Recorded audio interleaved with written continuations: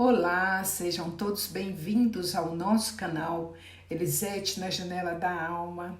E nós vamos trazer para vocês hoje o terceiro capítulo do Evangelho segundo o Espiritismo de Allan Kardec, na tradução de Guilhom Ribeiro.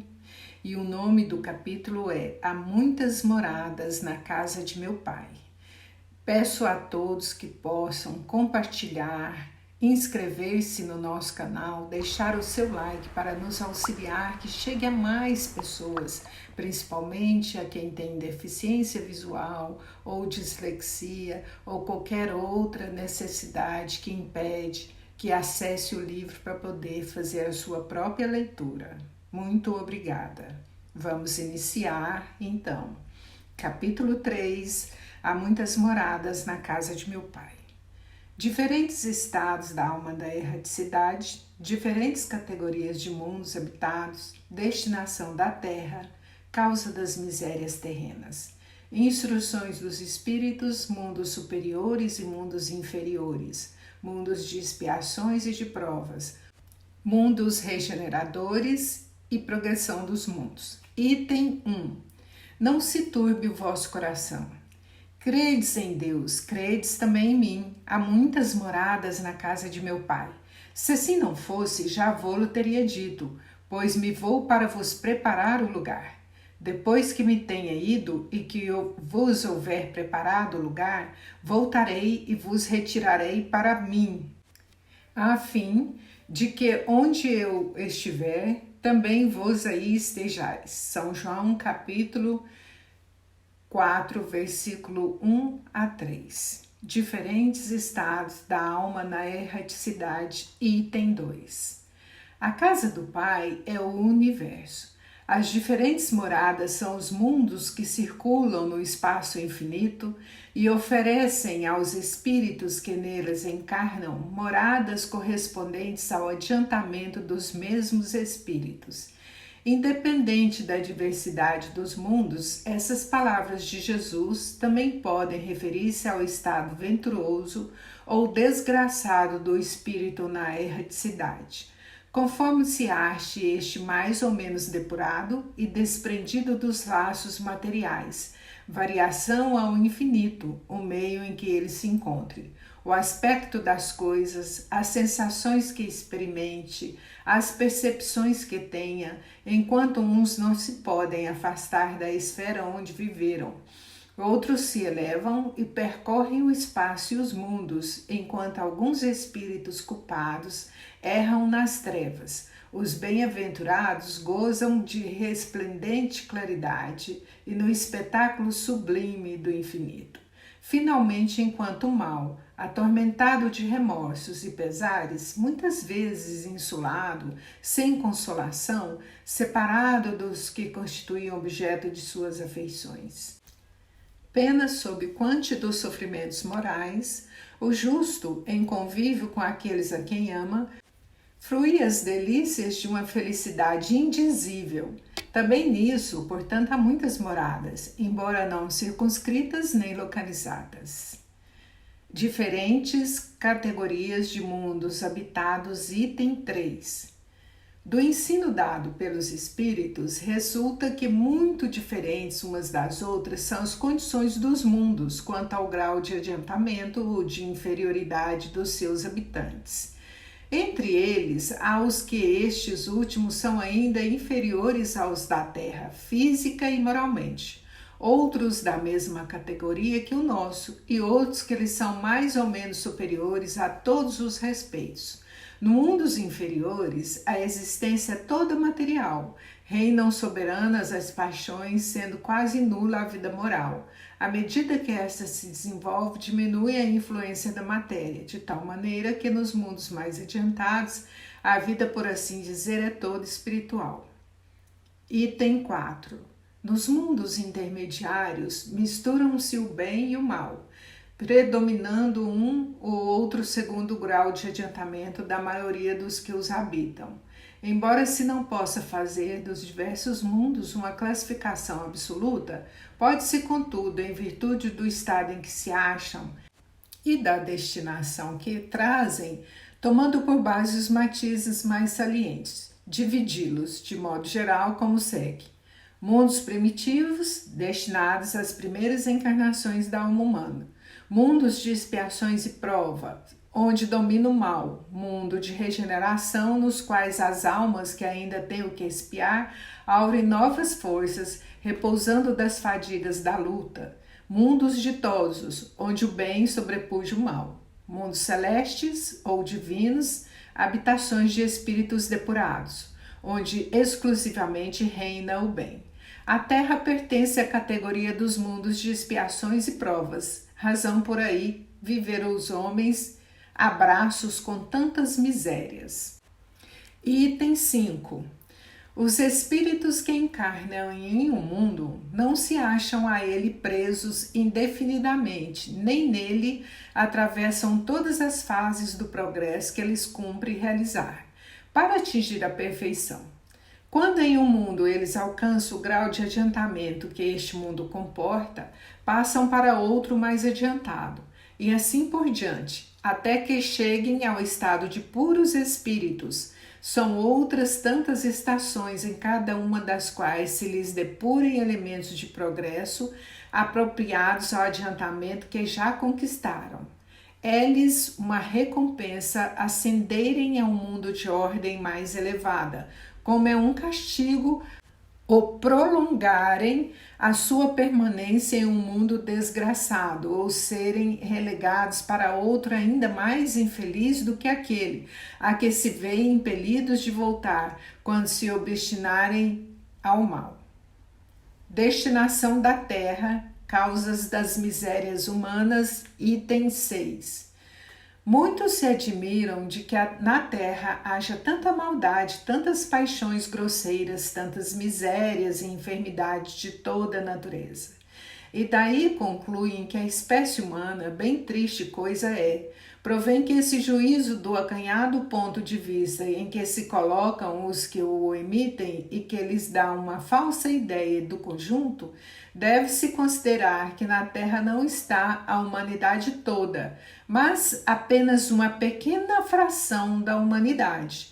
Com efeito, a espécie humana abrange todos os seres dotados de razão que povoam os inúmeros orbes do universo. Ora, que é a população da Terra em face da população total destes mundos?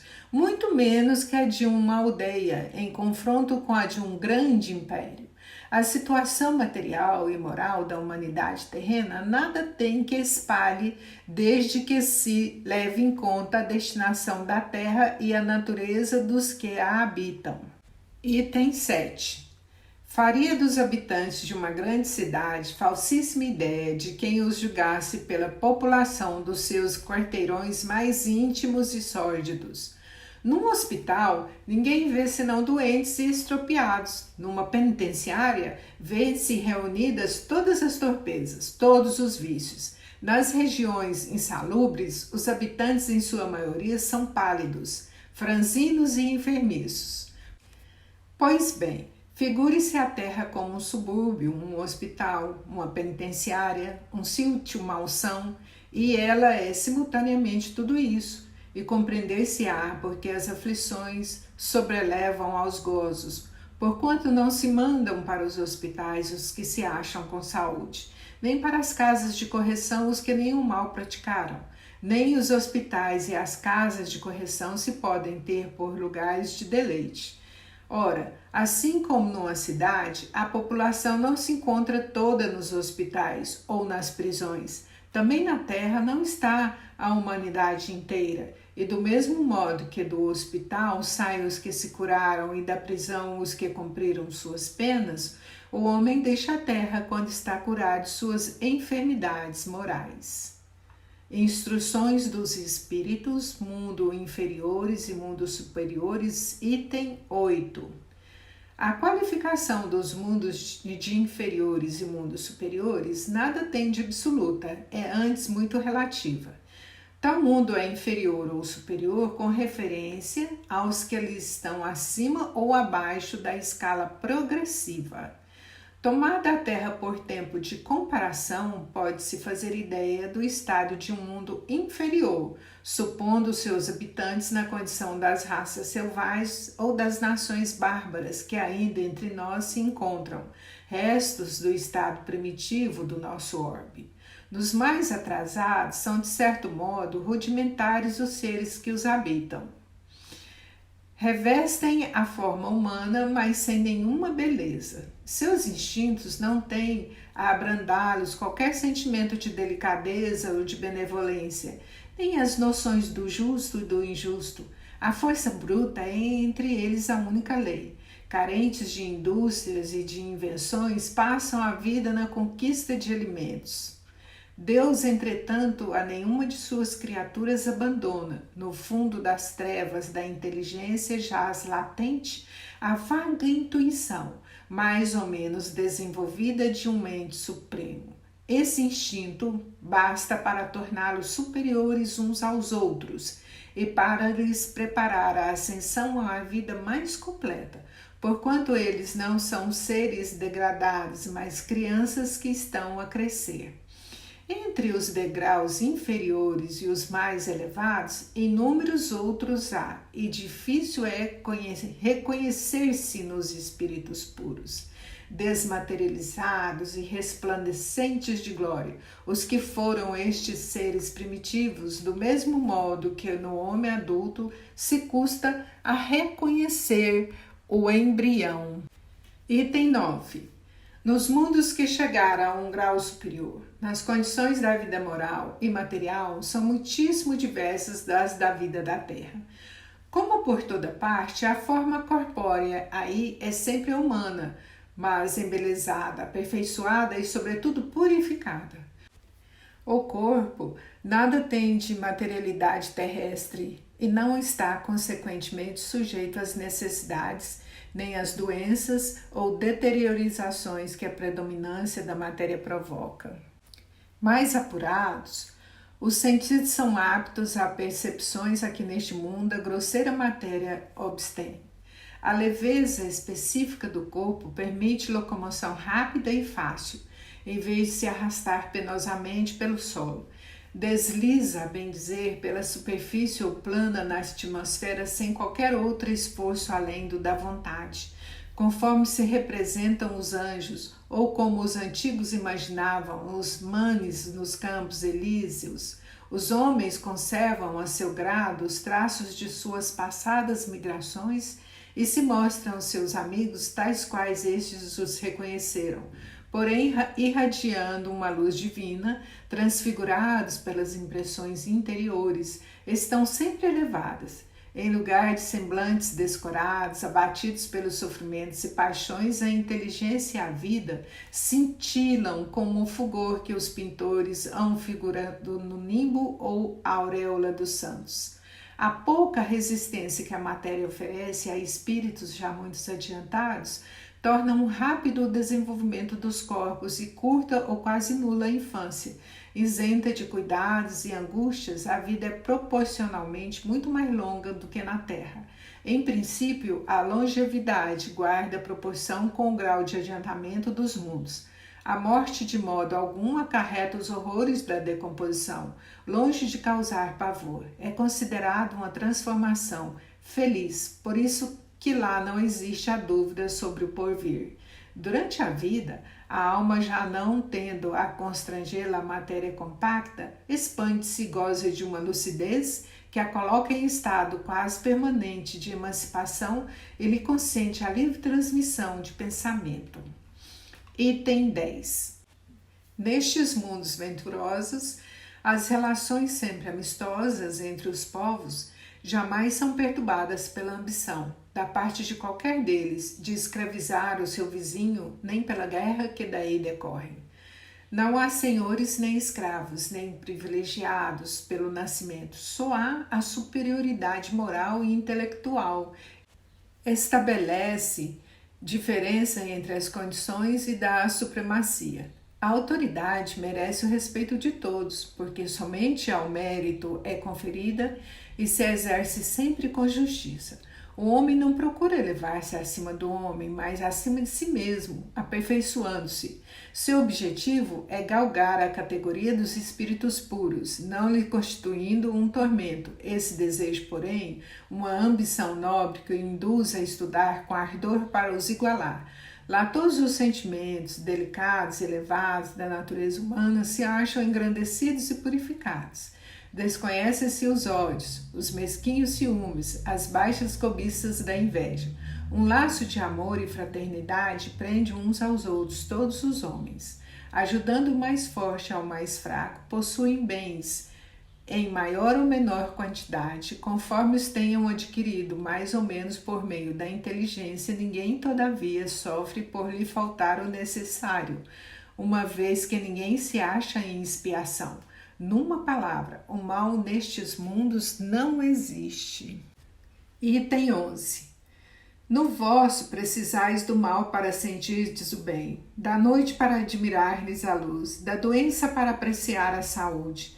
Naqueles outros não há necessidade destes contrastes. A eterna luz, a eterna beleza e a eterna serenidade da alma proporcionam uma alegria eterna, livre de ser perturbada pelas angústias da vida material ou pelo contato dos maus que lá não tem acesso. Isso que o espírito humano maior dificuldade encontra para compreender.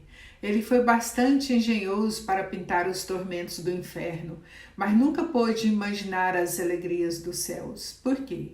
Porque, sendo inferior, só há experimentado dores e misérias. Jamais entreviu as claridades celestes. Não pôde, pois, falar do que não conhece. À medida, porém, que se eleva e depura, o horizonte se lhe dilata e ele compreende o bem que está diante de si, como compreendeu o mal que lhe se está atrás. Item 12. Entretanto, os mundos felizes não são orbes privilegiados, visto que Deus não é parcial para qualquer de seus filhos. A todos dá os mesmos direitos e as mesmas facilidades para chegarem a tais mundos. Fá-los partir todos do mesmo ponto, e a nenhum dota melhor do que aos outros. A todos são acessíveis. As mais altas categorias apenas lhe cumpre a eles conquistá-las pelo seu trabalho, alcançá-las mais depressa ou permanecer inativos por séculos de séculos no lodaçal da humanidade. Resumo do ensino de todos os espíritos superiores. Mundo de expiações e de provas, item 13. Que vos direis dos mundos de expiações que já não saibais? Pois bastas observeis o que neles habita. A superioridade da inteligência em grande número dos seus habitantes indica que a Terra não é um mundo primitivo, destinado à encarnação dos espíritos que acabaram de sair das mãos do Criador. As qualidades inatas que eles trazem consigo constituem a prova de que já viveram e realizaram certo progresso. Mas também os numerosos vícios a que se mostram propensos constituem o índice de grande imperfeição moral. Por isso os colocou Deus no mundo ingrato, para expiarem aí suas faltas, mediante penoso trabalho e misérias da vida, até que hajam merecido ascender a um planeta mais ditoso. Item 14. Entretanto, nem todos os espíritos que encarnam na Terra vão para aí em expiação. As raças a que chamais selvagens são formadas de espíritos que apenas saíram da infância e que na Terra se acham, por assim dizer, em curso de educação, para se desenvolverem pelo contato com espíritos mais adiantados. Vêm depois as raças semicivilizadas, constituídas destes mesmos os espíritos em via de progresso. São elas, de certo modo, raças indígenas da Terra, que aí se elevaram pouco a pouco em longos períodos seculares, algumas das quais hão podido chegar ao aperfeiçoamento intelectual dos povos mais esclarecidos. Os espíritos em expiação, se nós podemos exprimir dessa forma, são exóticos na Terra. Já estiveram em outros mundos, donde foram excluídos em consequência da sua obstinação do mal, e por haverem constituído em tais mundos causa de perturbação para os bons, tiveram de ser degradados por algum tempo para o meio dos espíritos mais atrasados, com a missão de fazer que estes últimos avançassem, pois que levam consigo inteligências desenvolvidas e o germe do conhecimentos que adquiriram. Daí vem que os espíritos em punição se encontram no seio das raças mais inteligentes. Por isso mesmo, para essas raças é que de mais amargor se revestem os infortúnios da vida. E que há nelas mais sensibilidade, sendo, portanto, mais provas pelas contrariedades e desgostos do que as raças primitivas, cujo senso moral se acha ainda mais embotado. Item 15. A Terra, consequentemente, oferece um dos tipos de mundos expiatórios, cuja variedade é infinita, mas revelando todos como caráter comum, o servirem de lugar de exílio para espíritos rebeldes à lei de Deus. Esses espíritos têm aí de lutar, ao mesmo tempo com a perversidade dos homens e com a inclemência da natureza, duplo e árduo trabalho que simultaneamente desenvolve as qualidades do coração e da inteligência. E assim que Deus, em sua bondade, faz que o próprio castigo redunde em proveito do progresso do espírito. Santo Agostinho, Paris, 1862. Mundos regeneradores, item 16. Entre as estrelas que cintilam na abóbada azul do firmamento, quantos mundos não haverá como vós, destinados pelo Senhor à expiação e aprovação? Mas também há mais miseráveis e melhores, como os há de transição, que podem denominar de regeneradores. Cada turbilhão planetário, a deslocar-se no espaço em torno de um centro comum, arrasta consigo seus mundos primitivos, de exílio de provas de regeneração e de felicidade. Já se vos há falado de mundos onde a alma recém-nascida é colocada, quando ainda ignorante do bem e do mal, mas com a possibilidade de caminhar para Deus, senhora de si mesma, na posse do livre-arbítrio. Já também se vos revelou de que amplas faculdades é dotada a alma para praticar o bem. Mas há as que sucumbem, e Deus, que não as quer aniquiladas, lhe permitem irem para esses mundos, onde de encarnação em encarnação elas se depuram, regeneram e voltam dignas da glória que lhes foram destinada. Item 17. Os mundos regeneradores servem de transição entre os mundos de expiação e mundos felizes. As almas penitentes encontram neles a calma e o repouso, e acaba por depurar-se, sem dúvida. Em tais mundos o homem ainda se acha sujeito às leis que regem a matéria. A humanidade experimenta as vossas sensações e desejos, mas liberta das paixões desordenadas de que sois escravos, isenta do orgulho que impõe silêncio ao coração e da inveja que é a tortura, do ódio que a sufoca. Em todas as frontes vê-se escrita a palavra amor, perfeita equidade preside as relações sociais. Todos reconhecem Deus e tentam caminhar para Ele cumprindo-lhe as leis. Nesses mundos, todavia, ainda não existe a felicidade perfeita, mas a aurora da felicidade.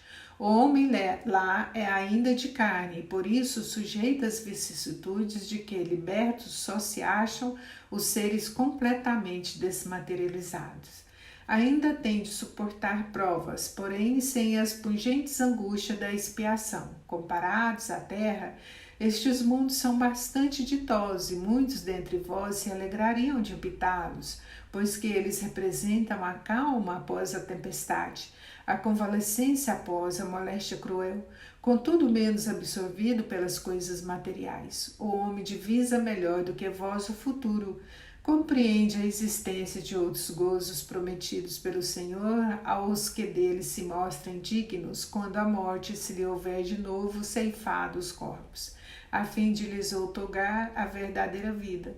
Então liberta, a alma pairará acima de todos os horizontes. Não há mais sentidos materiais e grosseiros, somente os sentidos de um perispírito puro e celeste, a aspirar às emanações do próprio Deus nos aromas de amor e de caridade que do seu seio emanam. Item 18. Mas nesses mundos ainda falível, é o homem e o espírito do mal não há perdido completamente o seu império. Não avançar é recuar, e se o homem não se houver firmado bastante na senda do bem, pode recair nos mundos de expiação, onde então novas e mais terríveis provas o aguardam. Contemplai, pois, à noite, a hora do repouso e da prece, a abóbada azulada e das inúmeras esferas que brilham sobre as vossas cabeças. Indagai de vós mesmos quais as que conduzem a Deus e pedi-lhe que mundo regenerador vos abra seu seio, após a expiação da terra. Santo Agostinho, Paris, 1862. Progressão dos mundos, item 19. O progresso é lei da natureza. A essa lei, todos os seres da criação, animados e inanimados, foram submetidos pela bondade de Deus, que quer que tudo se engrandeça e prospere. A própria destruição, que aos homens parece o termo final de todas as coisas, é apenas o único meio de chegar pela transformação a um estado mais perfeito, visto que tudo morre para renascer e nada sofre aniquilamento. Ao mesmo tempo que todos os seres vivos progridem moralmente, progridem materialmente os mundos em que eles habitam. Quem pudesse acompanhar o mundo em suas diferentes fases, desde o instante em que se aglomeraram nos primeiros átomos destinados a constituí-lo, vê-lo-ia a percorrer uma escala incessantemente progressiva, mas de degraus imperceptíveis para cada geração, e a oferecer a seus habitantes uma morada cada vez mais agradável à medida que eles próprios avançam na senda do progresso. Marcham, assim, paralelamente o progresso do homem, o dos animais, seus auxiliares, o dos vegetais e da habitação, porquanto nada em a natureza permanece estacionário. Quão grandioso é essa ideia e digna da majestade do Criador! Quanto ao contrário, a mesquinha e indigna do seu poder, a que se concentra a sua solicitude e a sua providência no imperceptível grão de areia que é a terra e restringe a humanidade aos poucos homens que a habitam. Segundo aquela lei, este mundo esteve material e moralmente no estado inferior ao que hoje se acha e se alcançará sob esse duplo aspecto a um grau mais elevado. Ele há chegado a um dos seus períodos de transformação, em que de orbe expiatório mudar-se-á em planeta de regeneração, onde os homens serão ditosos, porque nele imperará a lei de Deus. Santo Agostinho, Paris, 1862. E assim, por aqui terminamos o nosso capítulo de hoje, agradecendo imensamente a cada um de vocês que estiveram conosco, principalmente até o final deste audiobook. E nós gostaríamos de pedir que vocês, se gostaram do trabalho, que vocês possam compartilhar, inscrever-se no canal, deixar o seu like, para que chegue a outras pessoas que precisam desse tipo de conteúdo. Muito obrigada!